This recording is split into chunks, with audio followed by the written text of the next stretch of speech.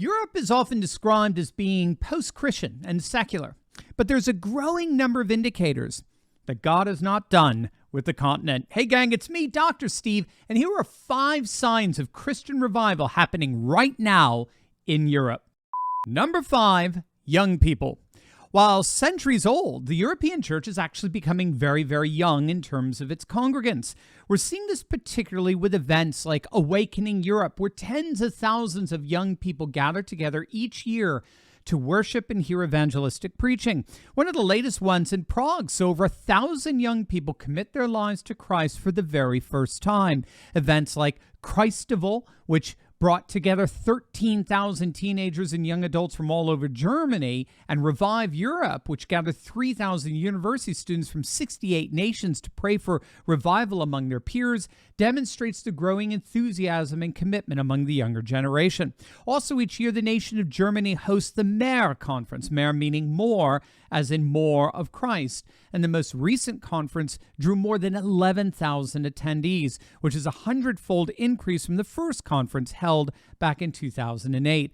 When moderators at Mehr asked everyone who was younger than 22 to stand, it was reported that nearly half of the 11,000 in attendance stood up.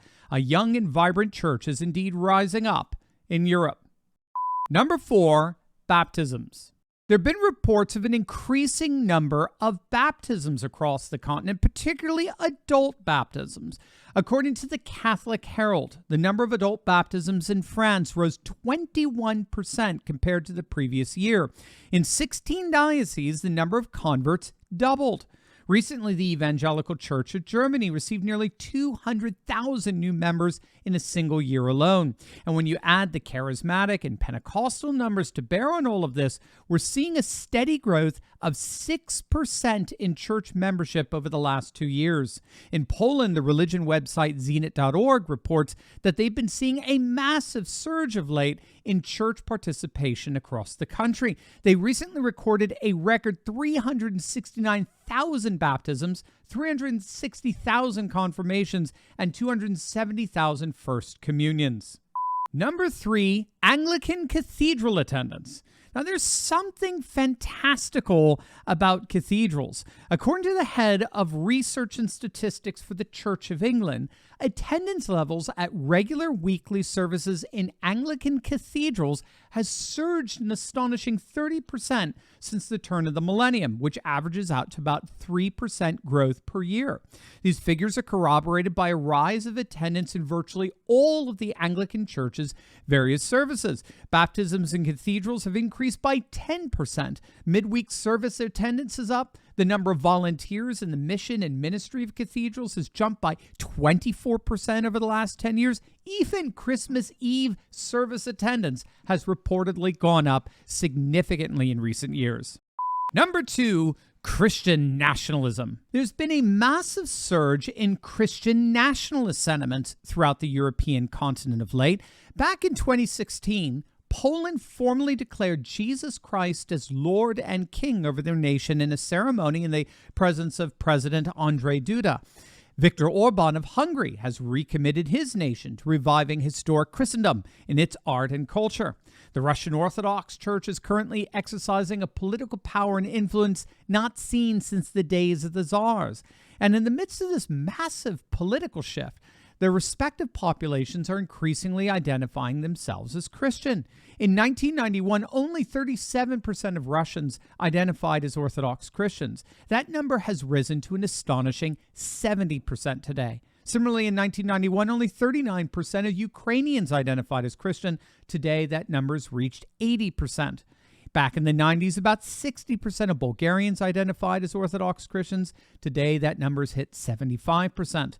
The governments of all these nations have taken significant steps over the last several years to implement distinctively Christian social policy for their populations, and their populations are identifying themselves more and more in relation to those Christian policies.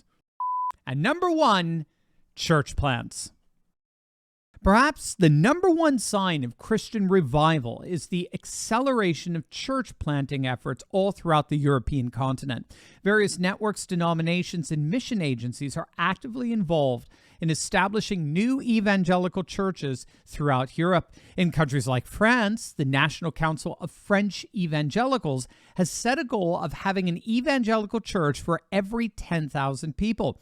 The church planting movement in France has seen remarkable success, with an average of one church being planted every 7 days. Additionally, there are fresh expressions of the church emerging in Europe. Migrant churches, particularly those animated by Latin Americans, Chinese, and African communities, are playing a significant role in restoring faith to numerous European countries. These churches have planted thousands of congregations in countries like Spain, Portugal, and the United Kingdom. Their presence is so widespread that it's challenging to find a major European city without a sizable Spanish-speaking, Brazilian, or African-initiated Pentecostal congregation. These signs of Christian revival in Europe offer hope amidst the complex and unique history that the continent has had with the Christian faith. They show that God is actively at work, changing the narrative and rejuvenating Christianity in Europe. With an influx among young people, increased baptisms, surges in cathedral attendance, the rise of Christian nationalism, and massive church plants, the future of Christianity in Europe is bright indeed. Hey gang, I know what it's like to feel alone out there in these turbulent times, but I broke free. If you too have been looking for a community with like-minded patriots who are serious about resisting globalism, building a parallel economy, and having intelligent and deep fellowship on a regular basis, then you've come to the right place. In my Courageous Patriot Insiders community, we're building a close-knit movement of, by, and for patriots who are breaking free from the outrage and despair cycles of the mainstream media and taking on the fight against globalism. Every week, I deep dive into the content I can't share on big tech and give you the cliff notes on the truth of how patriots just like you are building up their communities, starting patriot businesses, and fighting the woke in both public and private.